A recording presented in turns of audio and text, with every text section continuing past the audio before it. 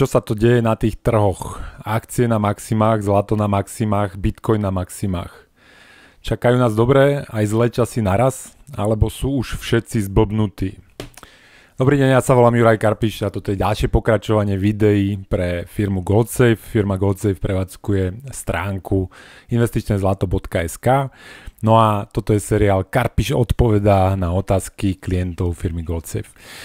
Tá otázka smeruje k tomu, že všetko nám rastie a je to taký podivný stav, keďže to zlato väčšinou zvykne rásť vtedy, keď sa nedarí ostatným aktívam, najmä tým rizikovým aktívam. A dnes rastie úplne všetko. Naozaj akcie dosahujú tie maxima.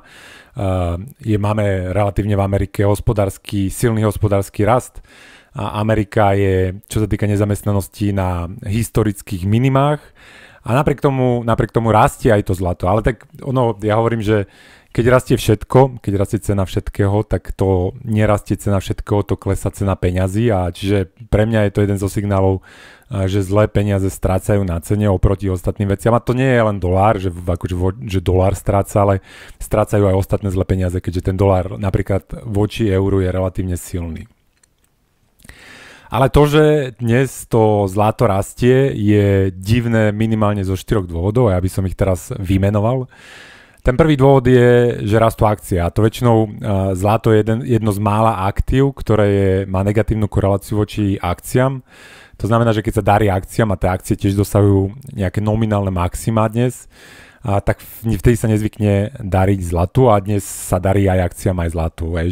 Treba povedať, že to zlato dosiahlo síce nominálne maximum tých približne $2300, ale stále to ešte není reálne maximum, ktoré dosiahlo v januári v roku 1980, lebo keď si upravíte o infláciu to maximum z roku 1980, tak dnes by vám to vychádzalo niečo na $3000, $3200.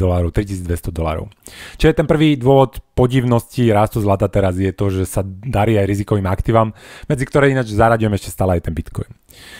Druhá podivnosť je práve, že ten hospodársky rast, že momentálne v Amerike je konsenzus podľa mňa, že tam nebude žiaden landing, to znamená, že žiadna recesia sa nekoná, žiadna kríza, nič, všetko to pôjde ako raketa hore. A čiže aj z tohto dôvodu by to zlato nemalo až tak rásť. Ďalší dôvod, prečo je divné, že rastie zlato, je, že retail zdá sa, že nemiluje príliš zlato a na to je viacero ukazovateľov. Keď sa pozriete napríklad na tie zlaté ETF, to je to papierové zlato, tak retail vo veľkom predáva papierové zlato a odchádza z toho zlata. Ono to už trvá takmer 2 roky, ale približne $35 miliard odišlo z tých zlatých ETF, čiže tie zlaté ETF predávajú zlato a to je ako signál, že tí malí investori ho príliš nemajú v láske. Ďalším signálom je, čo robia finanční poradcovia. Finanční poradcovia majú extrémne málo zlata, myslím, že 75% finančných, bol taký prieskum, 75% finančných poradcov má menej ako 1% zlata, čo je najmenej za dekádu alebo za 15 rokov. No a naopak, ako tí investori napríklad tie bitcoinové ETF zažili teraz veľký príliv, za tých pár mesiacov ich existencie tam prišlo $70 miliard nových dolárov. Čiže ani tí malí investori nemajú radi zlato. Ďalší podivný dôvod, napriek čomu rastie zlato, sú, že sú vysoké úroky. Že vzhľadom na to, ako tie trhy sa sklamali v tej americkej centrálnej banke, kým v decembri minulého roka ešte čakali 7 znižovaní základného úroku v tomto roku. Teraz už je to len 3, ale aj tie 3 vyzerajú také našponované, keďže tá inflácia nie je príliš nízko a nie existuje príliš veľa dôvodov, prečo by mali znižovať. No ale keď máte vysoké úroky, tak vysoké úroky sú alternatívny náklad držania zlata a to väčšinou vedie k tomu, že to zlato ide dole. A dnes máme vysoké úroky, máme nízke ceny amerických dlhopisov a napriek tomu je vysoko to zlato. Ďalší dôvod, prečo by malo byť dole zlato, je relatívne silný dolár voči ostatným menám a väčšinou keď je silný dolár, tak to znamená nízku cenu zlata. Opäť ani toto dnes neplatí. A ešte jeden dôvod, ktorý som vešal na moje sociálne siete, je taký podivný, že dnes máme ako keby rekord v tom zlate a napriek tomu sa o ňom vôbec nepíše a nehovorí. Keď pôjdete na moje sociálne siete, tak tam nájdete taký graf, kde počítajú všetky príbehy o zlate v médiách a korelujú to s cenou zlata. A vidíte, že v tých minulých maximách bolo 2-krát viac príbehov o zlate v médiách ako na tomto poslednom maxime, čiže je to také tiché maximum. No dobré, ale prečo to zlato rastie? Na začiatku by som povedal, že podľa mňa sme ešte len na začiatku, vzhľadom na to, že tí malí do toho ešte príliš nenastúpili, nehovorí sa o tom a to zlato je ešte lacné, keď to porovnáme v akciách. Index S&P 500 si kúpite za, myslím, že až takmer 80 gramov zlata to teraz stojí, čiže to zlato je lacné. Ale tie dôvody, prečo si myslím, že už rastie, je na prvom mieste by som dal nákupy centrálnych bank, lebo aj to, že ľudia predávajú papierové zlato v podobe tých ETF-iek a cena zlata napriek tomu rastie, hovorí, že ten dopyt po fyzickom zlate prevyšuje tie predaje papierového zlata. No a kto najviac fyzického zlata teraz nakupuje, pravdepodobne sú to centrálne banky.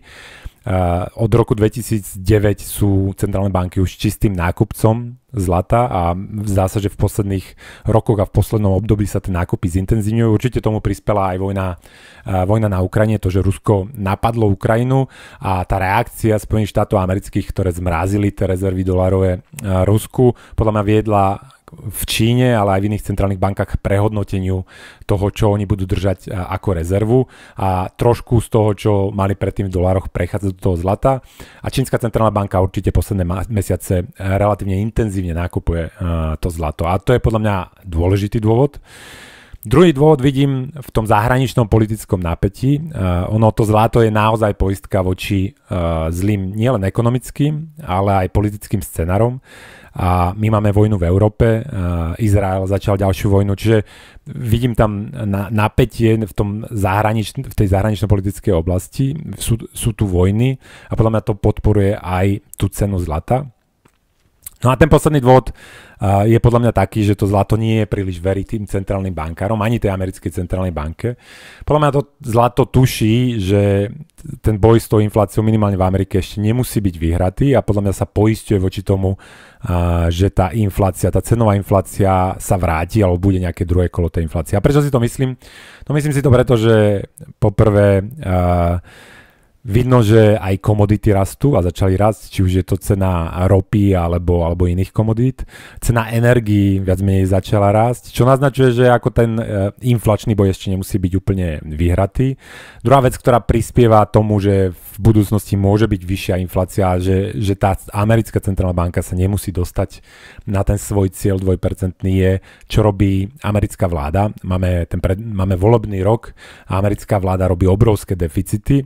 A to by malo viesť k tomu, že tá centrálna banka by nemala znižovať úroky, ale skôr zvyšovať, by mala ako keby krotiť tú stimuláciu ekonomiky a je ťažko predstaviteľné, že šéf americkej centrálnej banky, J. Powell, bude dvíhať úroky svojmu zamestnávateľovi, budúcemu prezidentovi a preto podľa mňa to zlato vidí túto dilemu a aj sa na ňu chystá. Čiže, aby som to zhrnul, podľa mňa zlato rastie pre nákupy centrálnych bank, lebo centrálne banky neveria zlým peniazom, ktoré sami vydávajú.